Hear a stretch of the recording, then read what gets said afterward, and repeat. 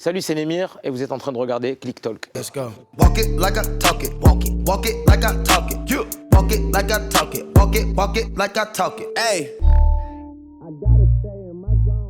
Ça va, Némir? Ouais, ça roule. En fait, j'ai pas envie de commencer par une question, j'ai envie de commencer juste par un mot. Ouais. Le mot, c'est enfin. Franchement, même pour moi, c'est le mot à minuit, une seconde que j'ai prononcé en premier, quoi. J'avais l'impression d'avoir l'anneau de Fredon, en fait, et qu'il était beaucoup trop compliqué à garder un jour de plus et une minute de plus. Et quand c'est sorti, j'ai dit enfin, ça essaie. Et c'est un album qui m'appartient plus. C'est vraiment le sentiment que j'ai. C'est un album que j'ai offert, et en fait, et qui appartient aux gens, en fait, à ceux qui veulent l'écouter, ceux qui l'aiment, ou ceux qui passent complètement à côté, ou ceux qui le critiquent. Ça y est, c'est plus de mon ressort. Voilà. C'est un album qui ne nous appartient plus. Voilà. Pour préciser, on se voit le jour de la sortie de l'album. Ouais. Il est sorti cette nuit à minuit. Ouais. Tu t'es couché à quelle heure, toi? À minuit, forcément, j'ai attendu. Après, je me suis dit, ce soir, non, je regarde pas les commentaires, j'essaye de pas stalker, je vais dormir. Mais j'ai stalké jusqu'à 2h du matin, quand j'ai commencé à voir que le blaze, il commençait à remonter au niveau des top tweets.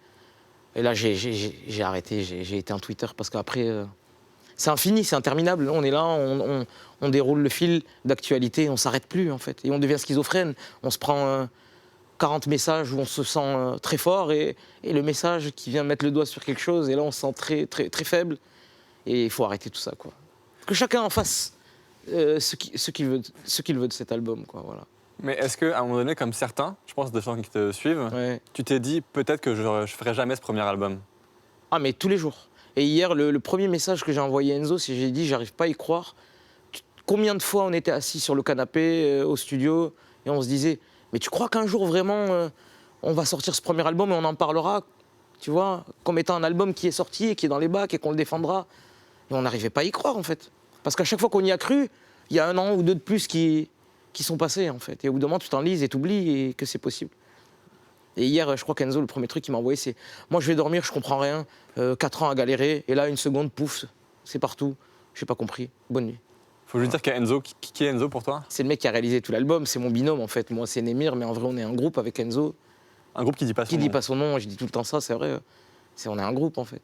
Lui, c'est le compositeur, et qui est beaucoup plus que compositeur. Et moi, pareil. C'est-à-dire qu'on s'investit chacun dans ce que fait l'autre, en fait. Sans limite. Il n'y a pas de territoire sacré qui appartient aux uns aux autres. Non, c'est celui qui a la bonne idée qu'on suit, quoi. Donc c'est ton projet le plus long à ce jour, 16 titres, voire Ouais. 17 si on cherche. si on cherche bien. Un petit peu, ouais. Combien de fois tu as refait la tracklist de l'album? Tous les 6 mois. Tous les 6 mois. Depuis combien de temps? Depuis plusieurs années. Je ne vais même pas dire le nombre d'années, tellement c'est vertigineux, mais la plupart des morceaux, ils datent pas de très longtemps. C'est-à-dire que la plupart, ils datent d'1 an et demi. Je crois que le son le plus vieux, c'est Favela. C'est un son que j'ai écrit en 2014, juste après l'année de ma signature chez Capitol. Et c'est le seul que j'ai gardé parce qu'il témoignait d'un certain récit, une histoire que je voulais raconter, et d'un certain surtout ressenti à ce moment-là. La pression, le fait d'avoir signé, de voir qu'il y a des gens qui attendaient un album très vite, et je sentais qu'il y avait quand même un peu de... Ils attendaient quelque chose d'assez ambitieux quand même, mais moi je ne savais pas si on était capable de livrer ça. Et après tu connais, hein, c'est le serpent qui se mord la queue, c'est l'œuf ou la poule, je ne sais pas où commence le problème et pourquoi. Mais c'est fini tout ça. En fait, aujourd'hui, c'est un peu un nouveau jour. Je pense qu'à partir d'aujourd'hui, j'aurai plus à parler de cette longue absence, de cet album, il est où? Ça y est, c'est fini, il est là. Et justement, après Ailleurs, donc tu as tourné, on connaît un peu l'histoire, mais tu as tourné 2 ans non-stop, Ah ouais, tu as fait des premières parties de Stromae qui fait des assez grandes salles. Bien sûr. Comment là, tu as préparé la sortie de l'album, de tout ce qui va suivre? À quel rythme tu vas aller Je vais essayer d'aller... de ne pas mettre 5 ou 6 ans à faire un deuxième album, déjà. Je pense que je vais faire une tournée un peu plus calibrée, c'est-à-dire un peu plus précise, alors que pour Ailleurs, j'étais en mode vas-y, je suis prêt à tout faire, rien à foutre, j'ai aucune limite, et au bout d'un moment, je sais pas, le truc s'enraye, et c'est ça qui m'est arrivé, en fait. C'est qu'au bout d'un moment, je ressentais plus aucune sensation, ça faisait tellement longtemps que j'étais pas allé en studio, je savais plus ce que ça faisait d'aller en studio, moi, j'ai besoin de prendre mon temps, de me retrouver face à moi-même, et la tournée t'empêche de faire tout ça. Et tu deviens un espèce de profiteur de la vie quand t'es en tournée. Pendant 2 piges, t'es là, tu profites de la vie, tout est tellement facile, et t'oublies à quel point c'est difficile de travailler. Mais du coup, t'es pressé de la prochaine ou pas?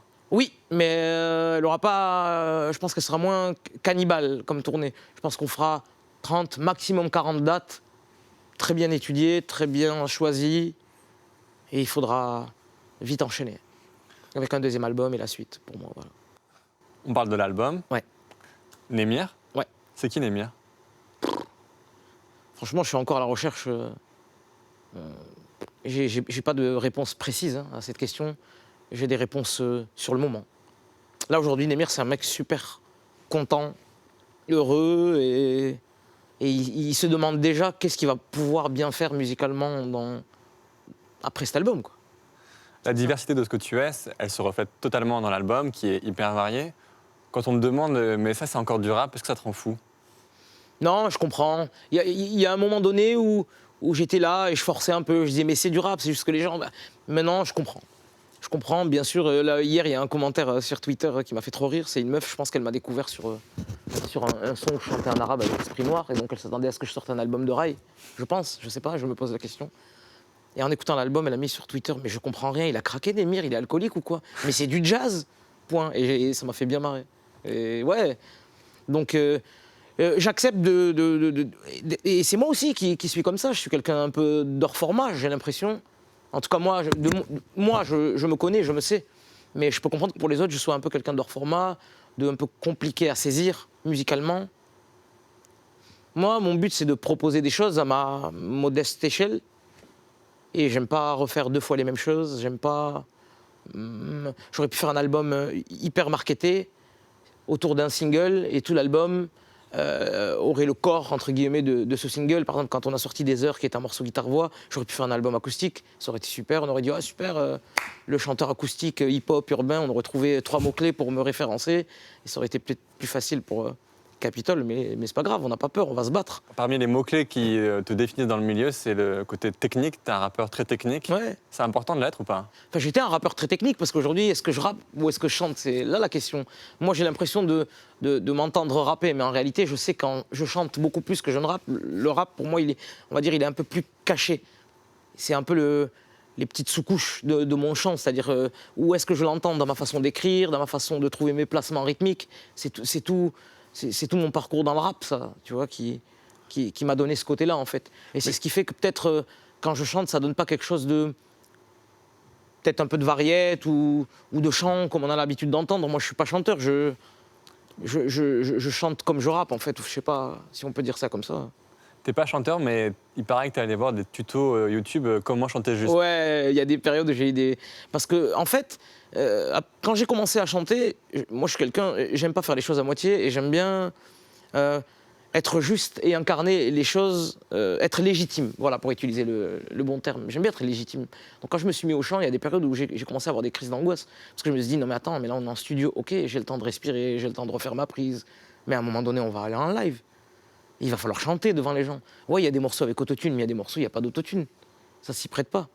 Donc, qu'est-ce qui va se passer? Les périodes où j'ai eu des névroses, je crois que vers 1h ou 2h du matin, je tapais sur Internet comment chanter juste. Et ouais, tu te retrouves face à des vidéos complètement incroyables. Où il y a des gens qui font du yoga respiratoire. Mais non, mais en vrai, je suis pas assez assidu de toute façon pour progresser avec ce genre de méthode. C'est mort. Je pourrais jamais me lever tous les matins, courir et faire les exercices qu'on me demande pour renforcer mon diaphragme, ça n'arrivera jamais. Donc j'ai accepté la réalité, je fume autant de clopes. Des fois je ripe un peu quand je chante, c'est un peu faux. C'est le jeu. Mais j'aime bien, c'est honnête. C'est ce qui compte. Le deuxième titre de l'album, où tu chantes d'ailleurs aussi un peu, s'appelle Ça sert. Ouais. Il est sorti il y a 1 an. Ouais. On y attend notamment cette phrase. Faire de la promo, faire de la scène. En vrai, ça me saoule. Mais en vrai, ça c'est comme là, ça c'est. En vrai, ça c'est. Qu'est-ce qui te saoule le plus, la promo ou la scène? Tout ce qui demande qui requiert une difficulté, en fait. Voilà, ou un effort, tu vois. Faire de la promo, c'est difficile parce que moi, je suis quelqu'un d'assez réservé, d'assez aussi pudique. Je suis un peu paradoxal, je suis quelqu'un de très foufou, très extraverti. Mais quand il s'agit de parler des choses sérieuses, je suis quelqu'un qui fuit un peu. Donc en interview, on parle sérieusement. On n'est pas là, on turn up pas en soirée, on fait pas des blagues, tu vois. Et c'est ça qui me saoule en fait, et parce que ça me fait peur. C'est pour ça que ça me saoule. C'est souvent ça traduit une peur. Mais en fait, c'est comme si c'est comme si c'était un autre Némir qui parlait là et qui donnait une réponse à celui que j'étais en fait, et de façon très simple et c'est très enfant en fait la façon dont c'est dit. Si t'as des parents plutôt sévères, en vrai ça sert. Faire de la promo, faire de la scène, en vrai ça me saoule, mais en vrai ça sert. C'est con, mais c'est tellement vrai, voilà. Et la scène, ça a pu te saouler? Ça m'a pas saoulé, c'est quelque chose qui m'angoisse, qui m'a toujours angoissé. Moi, je suis un mec qui vient de la scène, hein, et j'adore la scène. Mais c'est angoissant, la scène. Les 10 minutes avant de monter sur scène, c'est les 10 minutes les plus interminables du monde. On dirait que t'es dans un avion et qu'il va se passer... T'as une chance sur deux de mourir ou de survivre. Moi, c'est ça que je ressens quand je suis derrière le rideau et qu'on me dit dans 10 minutes et que j'attends. C'est les 10 plus longues minutes de ma vie. J'ai envie de dire, bon, on se crache ou on va faire un bon live. C'est quoi qui va se passer? Et ça, cette sensation, elle est toujours pareille et elle est violente, hein. Pourtant, il n'y a pas de panique, parce que tu joues dans une salle où les gens ont payé leur place pour venir te voir. Donc ils t'aiment, tu as un minimum répété, tu te connais, tu as une expérience. Mais c'est au-delà de tout ça, ça va au-delà de tout ça. Et ça recommence comme si j'avais jamais eu... comme si j'avais jamais été sur scène, comme si j'avais pas de public. C'est incroyable, c'est... Dans le même titre, ça Après, pardon, je continue. Mais on devient aussi accro à ça. On devient accro aux émotions assez intenses, qu'elles soient positives ou négatives, parce qu'elles nous rendent vivants. Je ne sais pas comment t'expliquer. Donc on devient accro à ces yo-yo émotionnels, tu vois. C'est un peu le crack psychique, tu vois, que notre cerveau nous réclame. Et, ouais. Donc on devient accro à ça, en fait. Moi, je crois que j'aime bien toutes les émotions très intenses, et comme dans l'amour, quoi. Moi, j'aime bien les sentiments forts en amour. Je suis quelqu'un d'assez passionnel, mais j'adore aussi les sentiments de souffrance amoureuse. Tu vois, ça me rend vivant. Moi, j'adore tout ce qui est intense, sinon je me fais chier. Ça fait des bonnes chansons aussi. Ouais, ça fait des bonnes chansons, mais c'est aussi dangereux pour la vie. Ça fait maigrir, ça fait vieillir plus vite. Mais c'est intéressant. Dans le même titre, ouais. Ça sert, on entend aussi ça. Regarde pas détruire ma vie, regarde-toi fuir la tienne. Tous les soirs on frôle la...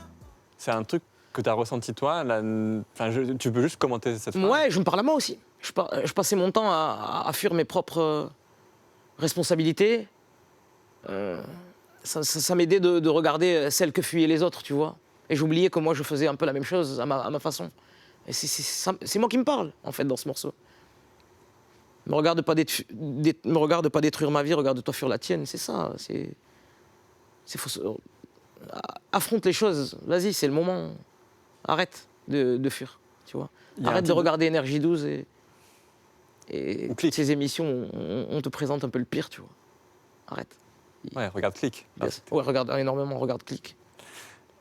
Le titre minimum de l'album parle aussi un peu de ça. Vous avez eu peur de votre propre silence, en fait. Ouais, tu peux me tutoyer déjà. Et oui. Quand même. Franchement, minimum, c'est un peu une énigme. Des fois, on ne sait pas vraiment pourquoi on écrit ces choses-là. On sait juste que ça correspond à un état d'âme sur le moment, en fait. On ne sait pas vraiment. Moi, des fois, j'ai pas l'impression d'écrire une chanson avec un thème. Tu vois. Et c'est quand le morceau il est terminé, qu'il est mixé, que je prends du recul et que je le réécoute des mois après. Je me dis, ah ouais, en fait, si la thématique, il y en a vraiment une. Moi, sur le moment, j'ai l'impression d'écrire librement. J'ai l'impression d'écrire n'importe quoi, même, je te dis la vérité. Quand je maquette, je me dis, ouais, c'est un morceau de merde, vas-y, on va le jeter de toute façon. Mais ça fait du bien, ça permet de passer à autre chose et peut-être ça donnera quelque chose qui servira plus tard. Et en fait, ce que je fais plus tard est moins bien que cette première impulsion. On ne connaît pas. On avance un peu à l'aveugle quand on fait de la musique. Il y a des morceaux de l'album là où tu t'es dit au premier jet, ça n'arrivera jamais jusqu'à l'album? Quasi tous. C'est pour ça que maintenant, j'ai plus d'a priori quand j'arrive en studio et qu'on commence à composer avec Enzo. Je donne plus mon avis sur les premières impulsions. Pourquoi? Parce que chaque fois que j'ai donné mon avis, j'ai été surpris. Chaque fois que je me suis dit, mais de toute façon, ce morceau, il est flingué. Je sais que dans un mois ou deux, on aura bien progressé, on aura trouvé quelque chose de beaucoup plus fort. Et on s'en réjouira, tu vois. Et finalement, c'est pas vrai. C'était ce moment-là qui était magique. C'est ce côté un peu détaché. Il n'y avait pas de prétention et on le faisait peut-être avec une pression en moins. Et il y a quelque chose d'honnête qui en sortait. En fait, je sais plus. J'ai passé mon temps à essayer de trouver la formule secrète pour faire des bons morceaux. Et elle n'existe pas. Et en fait, il faut toujours s'auto-disqueter. Il faut toujours jouer avec soi-même. Il faut toujours se surprendre, en fait. Donc, tu vois, il faut s'emmener dans des endroits pour finalement s'en faire découvrir d'autres. Si c'est que ça. Et c'est compliqué, parce qu'on se connaît, on se ressent en temps réel et en direct. Donc, il faut jouer avec soi-même. C'est que ça. Moi, je passe mon temps à m'auto-disqueter, à jouer avec moi-même pour trouver des vérités, quoi. Mais tu assumes aussi ton côté un peu compliqué du mec qui peut dire non à plein de choses pendant plein de temps. Mais j'ai pas le choix, en fait. C'est-à-dire qu'il y a deux possibilités. Soit j'en deviens complexé, et là, la vie, elle est encore plus difficile alors qu'elle est déjà compliquée. Attends, je remets mon siège. Pas de souci. Alors qu'elle est déjà compliquée. Ou soit t'en fais En fait, moi, j'ai toujours aimé en fait, les artistes que j'adore en général, c'est les artistes qui sont honnêtes et qui n'ont pas peur d'assumer ce qui leur fait mal, ce qu'ils savent pas faire, ou ce qu'ils font de bien, tu vois. Et ça m'a beaucoup inspiré aussi. Il y a autre chose pas que tu revendiques, mais que tu représentes, comme on dit dans ton album, c'est ça. Et dans le coin, passe chez moi, amigo. Tu verras, ça ressemble à rien d'autre. Y a pas de Valérie d'Amido ici. En bas, les murs s'occupent de la déco. Arrête-toi 5 minutes, viens boire l'apéro.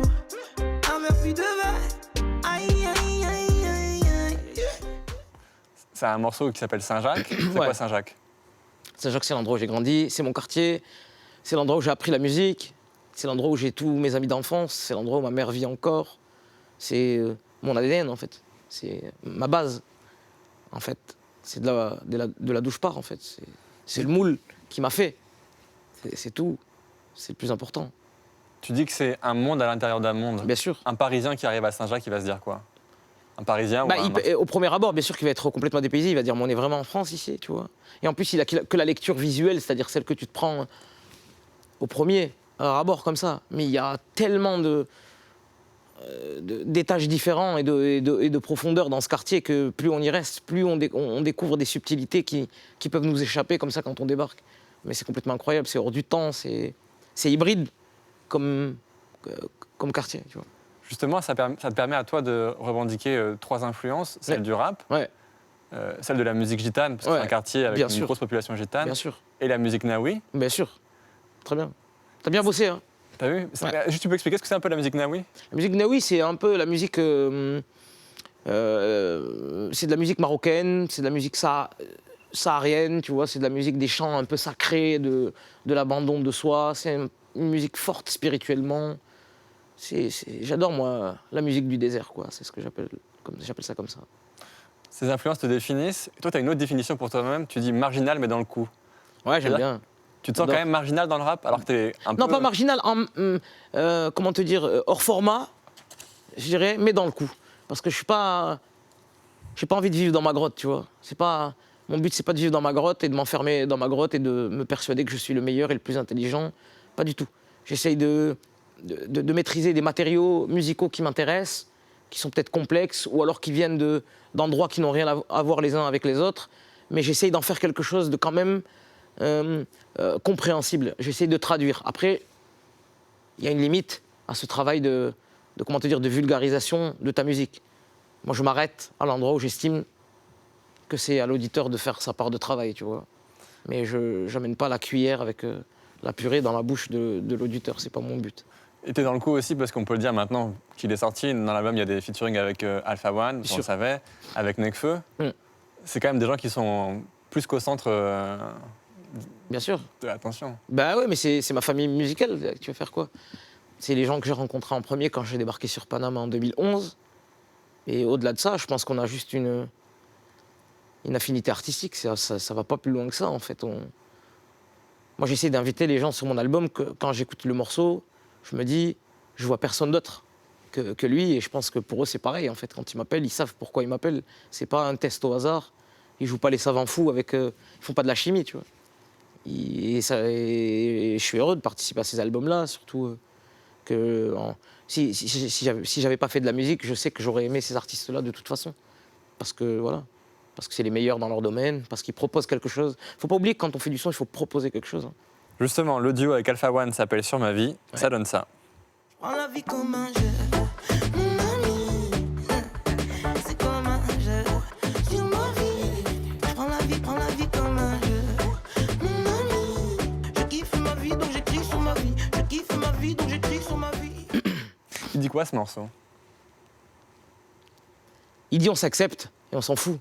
C'est ça que ça dit en fait. Mais moi je m'en suis pas rendu compte sur le moment. Moi sur le moment j'écris des choses au fur et à mesure que j'emboîte les unes avec les autres et à la fin hop, tu te dis ah.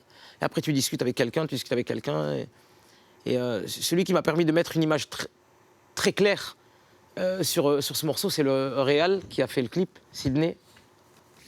Van Vickelen, c'est dur à prononcer, mon ami belge. Et c'est lui qui m'a permis de mettre une image très concrète sur le clip, sur le morceau. Et il a raison, en fait, c'est ce qu'on a voulu dire avec Enzo, bien sûr. C'est notre façon à nous de rester un peu des enfants dans ce monde un peu difficile, tu vois, et et de malgré ce qu'on peut affronter dans la vie, ce qu'on peut être, parce qu'on est un peu des marginaux, un petit peu, par ce qu'on fait. C'est-à-dire qu'on se lève un matin et on dit à ses parents wesh, je vais peut-être arrêter l'école et j'ai une idée, je pense que je vais gagner ma vie en faisant un peu de musique. Ça paraît rien comme ça, parce que ça marche un peu. Mais si ça n'avait pas marché, c'est là que ça devient problématique. Et il faut savoir que 98% des gens qui se lancent dans cette aventure, qu'importe que ce soit la musique ou le théâtre ou le cinéma, ils rencontrent énormément de difficultés. Et moi j'étais sensible à toutes ces choses-là. Et voilà, on a voulu représenter dans le clip par le biais de personnages des gens qui font des choix peut-être qui ne sont pas tout le temps compris par les autres. Des mecs qui sont à cheval, bien sûr. Qui dansent sur des... Ouais, un mec complètement en décalé. Le mec qui court sur un tapis roulant de son supermarché, c'est juste une façon... On voulait expliquer de façon un peu marrante, représenter des personnes un peu qui nous ressemblent, donc un peu décalées. Et que malgré tout, voilà, ils prennent la vie comme un jeu et ça reste positif. Et c'est leur façon, eux, d'affronter la vie, quoi. Moi, ce message, ce morceau, comme le clip est sorti, je crois, pile une semaine avant l'album, Ouais. je l'ai aussi pris comme un message. Si l'album marche pas, c'est pas grave. Mais aussi, mais bien sûr, ça veut dire tout ça. Si l'album marche pas, c'est pas grave. Si demain t'arrives pas au bout de ce que tu t'étais dit, ben c'est pas grave. Il y a plusieurs façons d'accepter les choses. Moi, j'essaie toujours de... C'est pour ça que je dis dans Sincère, faut accepter son sort. Je le dis différemment, mais c'est un peu ça. À un moment donné, t'acceptes. Et c'est pas plus mal. Il y a des gens, ils acceptent. On accepte de perdre des gens qu'on aime. Il y a des gens qui ont vécu des drames dans l'histoire et ils s'en remettent, tu vois. Il y a des histoires de résilience. Donc si ces gens peuvent faire ça, nous, à notre petite échelle, bien sûr qu'on peut le faire. C'est rien. Il y a un morceau dans ton album qui s'adresse à ta mère. Ouais. Est-ce Ça, qu'elle c'est la a- première fois que je parle, que je fais un morceau comme ça. Est-ce qu'elle a écouté? Pas encore. Non. En fait, moi, j'aime pas trop les thématiques. J'ai toujours peur, tu vois, des sujets. J'ai toujours peur de tomber dans le ridicule ou le trop émotionnel ou qu'on me voit trop, tu vois. Moi, j'ai du mal avec ça. C'est bizarre parce que je suis quelqu'un qui m'aime, donc j'ai une part de narcissisme. J'ai envie d'être écouté par un maximum de gens, mais j'ai envie de choisir la façon dont on m'écoute et la façon dont on me voit et dont on me perçoit. J'ai une envie de tout contrôler. Et donc, j'ai pas trop envie qu'on me perce un peu beaucoup, tu vois. Donc, j'essaie toujours de faire attention à ça. Et il y a des morceaux, tu mets ta sensibilité, c'est comme chanter, tu vois. Cet album, c'est quand même beaucoup ça. C'est énormément. C'est ça qui m'a coûté beaucoup, en fait. C'est de laisser des brèches pour que les gens puissent s'entrevoir. Moi, j'ai du mal avec tout ça. J'ai même du mal avec mon apparence. C'est pour ça que j'aime pas trop les interviews. C'est peut-être pour ça que je mets des lunettes. C'est pour ça que, tu vois. Mais j'ai toujours l'impression qu'on me vole un peu, en fait. Ou qu'on me définit un peu. Et me définir, ça m'énerve. Donc j'ai toujours envie de flouter et de brouiller un peu pour qu'on puisse pas totalement me définir. Peut-être c'est pour ça aussi que ma musique, du premier au dernier morceau ou tous les singles que j'ai sortis, aucun ne se ressemble.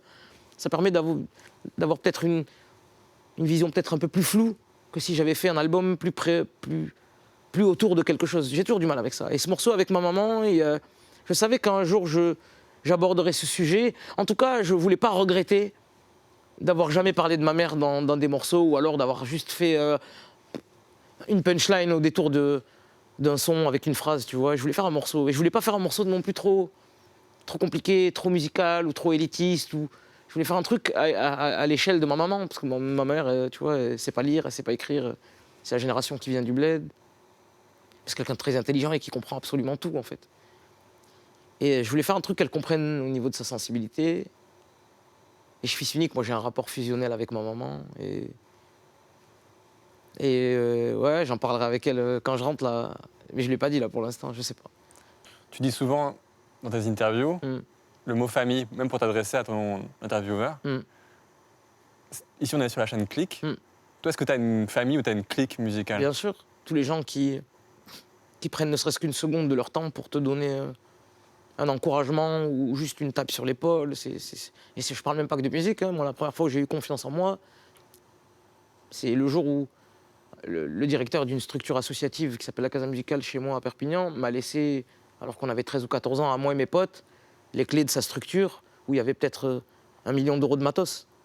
Ce jour-là où on te donne, tu vois, cette confiance, on te dit, bah, quand tu termines, qu'importe l'heure, 1 heure, 2 heures, 3 heures du matin, tu fermes, et toi, tu as 14 ans. Et on t'a jamais fait confiance à ce point. C'est ces choses-là, en fait, qui comptent. Donc c'est pour ça bien sûr, c'est tous ces gens-là que je considère comme étant la famille. J'ai une dernière question Ouais. qui n'a rien à voir avec l'album, ni avec ce qu'on vient de dire. Il paraît que tu es passionné de physique. Pardon? Non, c'est faux? De physique ou de mécanique quantique ou non, mais c'est parce que j'ai pas entendu la phrase. Ouais, je suis un passionné parce que c'est le truc auquel je comprends absolument rien. Et de voir comment te dire que plus on t'explique quelque chose, plus tu te rends compte que tu es dans un flou incroyable. Moi, ça m'intéresse. J'adore parce que c'est pas défini. On sait pas. Moi, j'aime pas les choses qui sont figées. Donc tu es sur quoi en ce moment? Moi, je regarde beaucoup les conférences d'Étienne Klein. C'est un mec qui vulgarise tellement bien ces sujets-là. Et Elbaz aussi, j'adore. Ouais, j'adore beaucoup toutes ces conférences. Il n'y a pas un soir où je m'endors pas avec une conférence, quelle qu'elle soit. Et je regardais aussi une chaîne pendant un moment qui s'appelait E-Penser, je crois. E-Penser. Et ça parlait de toutes ces histoires du mur de Planck, de la théorie des corps, de la gravité à boucle, de la relativité restreinte. J'ai même acheté, on m'a offert un télescope, ma femme m'a offert un télescope pour observer le ciel, et c'est le plus beau cadeau qu'on m'ait fait dans ma vie, quoi. Et je passe mon temps à observer le ciel, et pourtant, tous les jours, tu vois les mêmes choses, mais tu les vois pas de la même manière, tu as l'impression. Et j'adore, pour moi, c'est tout nouveau, tu vois, et ça me fascine. Merci Némir. Merci à vous. Let's go. Walk it like I talk it. Walk it like I talk it. You walk it like I talk it. Walk it like I talk it. Hey.